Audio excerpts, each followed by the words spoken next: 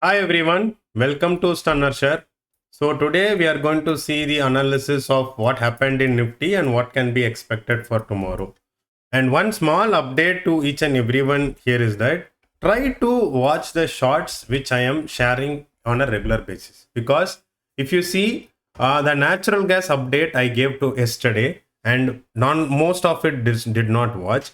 But after booking the profit of 6,000 rupees and three times people have watched it. 33 people only watched the normal update on what can be expected in natural gas.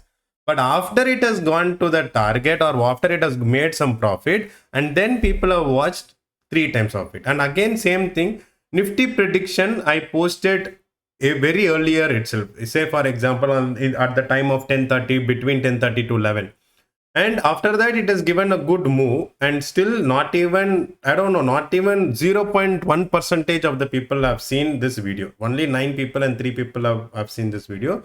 I'm not sure how to make you guys to watch this content, because it is not going to help you guys. If you are not watching, or if you're not coming, or if you're not making use of it, then to me, it is like I am getting benefited. That's it. And slowly, whenever I post the screenshots of my profits, and then only if you guys will you be trusting me, then it's up to you. Because any trade whichever I take, or any analysis which I'm doing, I'm sharing that via shorts, and after that I'm giving the update that the expected levels are met, and if the stop loss is hit also I'm mentioning that. But if there is no people watching it, then what is the use of you guys watching it after the market hours? How will that help you guys? So that is what I do not know how to answer. And there is one comment, because weekly golden pivot zone. Okay, so he has given some update, weekly golden pivot zone on natural gas. I actually do not know what is that he exactly tries to say there. So let me go to 2-hour chart and weekly. So weekly golden pivot zone is here. I told the target of 246, and that is got hit. Okay, 246 I told the target, which is on yesterday's video 24, and today it has got hit. Okay, today it has got hit 246.7, it has got hit. But his comment, I don't know. 246 is hit, but not sure what you are saying. Okay, so let him give me some more details so that I will explain him on that. So now coming to Nifty again, coming back to Nifty, so let me come to the daily analysis. So daily analysis of Nifty using CPR and Camarilla, I would say that the CPR is a narrow CPR, so expected day is a trending day, a trending week, and also it has taken support at the previous week low and then started to bounce back, and now it is trying to go towards the H5. So ultimately, my expectation is that it can touch H5. So that is what my analysis or my trade idea, which I would say. If at all, if someone wants to know more than that, then it's better to activate the floor pivots. So as per the floor pivots concept, it can still go towards 23,800, and that can be a crucial resistance zone. If at all there is a further breakout, then it can go upside.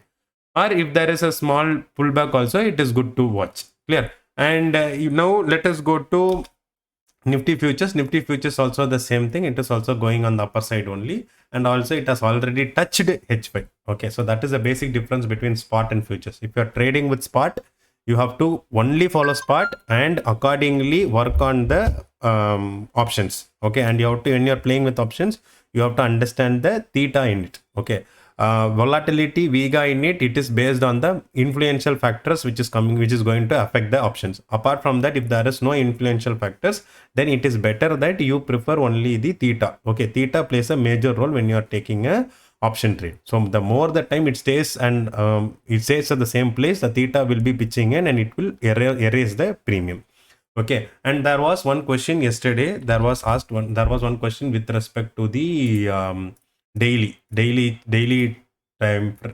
pivots and intraday time frame 15 minutes pivot boss backtesting video. And one question was asked by one of the member. He's actually a member, and he said I followed your setup and it actually went for stop loss. I can show you that as okay. So this is the group chat. So say for example, there is a channel which we have only specific for members, and based on that members, those are joined as membership, they will be added here. So actually there are a lot of members in YouTube, but they are not part of this channel. If at all anyone wants to know what is the channel link, members can communicate me so that I will share the channel link. And there was one link, see, and I told almost from the low 23,350, it has moved already almost 1%. Maybe it took some rest, but I think tomorrow it might be a gap up scenario. This I posted yesterday.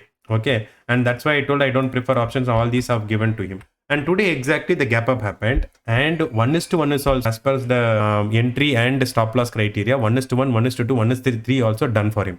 So I hope he will be commenting in this video on that whether it has actually worked or not.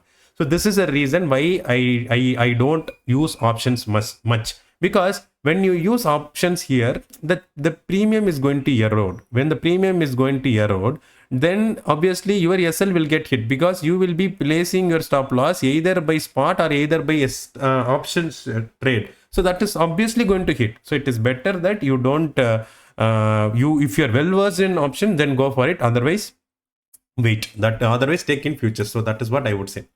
So this is on Nifty and Nifty. If you see, it was a gap up scenario, and there was a rejection at the H3 zone. And once after the rejection, it did not have a follow through, but it took a support. It took a close above the H3 zone.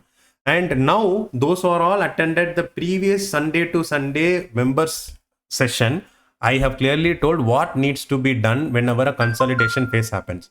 And the same thing what I have done is, like, I told the same thing to my office colleague. He's new to the trading, so I was just telling him this is what you need to do, this is what you need to do, and he was like, he was not able to trust me. Why, how come he's saying that and all those. Then I told, see, you need not use any indicator, I will give you a setup, and I told this is the stop loss and this should be the entry point, and now let us see whether at least 23,720 will hit or not. So that is what I told him, and that is what exactly happened. And even in my shorts analysis video, what I told is, there are two things which can happen. One, if there is a rejection and if it is not able to sustain above it, then the possibility of coming towards the CPR is highly there. Or if there is a close above this high, then the possibility of going up is also there. So this is what I clearly told, and that is what has actually happened. You can also check the video so that you will get more understanding on it. Now, let me, and one more question, one more point which I wanted to say is, like, those who have attended that session, kindly tell me whether that consolidation part, or like how to trade based on consolidation, I have told you whether it has worked or not. Clear? Now let us go to Bank Nifty also. In the case of Bank Nifty, it actually did not face any rejection at H3. It actually closed above H3 and then showed a good move towards the upside. Nifty, let me quickly go to tomorrow's pivots. Tomorrow's pivots is the higher value relationship. So I would say this same thing to here. If at all there is a open above the CPR and close above the CPR, any pullback towards this CPR can be considered as a buying opportunity. So let us wait and watch on what's going to happen in Bank Nifty. And in the case of Nifty, it is the same bullish golden pivot zone, and also the same thing I would say, if there is a gap up and then a pullback towards the CPR can be considered as a buying opportunity to go further upside. Now quickly I will do the analysis on MCX, so that people, those who are trading in MCX, can make use of it. Okay, so let me start with aluminium. It is trading below the CPR, so I would say right now it is better to wait. If at all, if there is a pullback towards the L3, that would be really good for any opportunity for buy side. But for now, it is a wait only. Aluminum futures, wait only. We have to decide slowly only. Next, going to copper. I'm not much bullish on copper because there are a lot of volatility seen. See, in 1 hour time frame itself, it is giving a lot of volatility, and it has opened gap up, then engulfed also.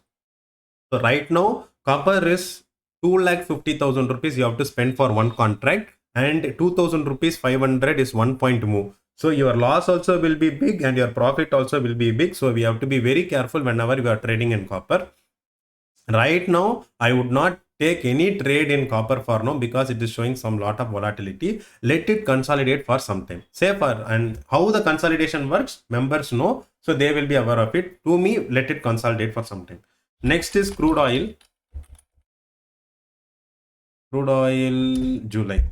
Okay, and it has touched the bullish golden pivot zone. So that is what I see now. I would wait for any reversal opportunity to be seen, and if at all there is a reversal opportunity, that will be good sign to see. I will wait for reversal opportunity. Next, after aluminium, copper, crude. Let me go to gold. Okay, in gold, actually I was bit bullish at this side, but after that it was a huge fall. That is actually good. Any pullback is actually a good opportunity to take any trade. And right now it is trying to close above the CPR.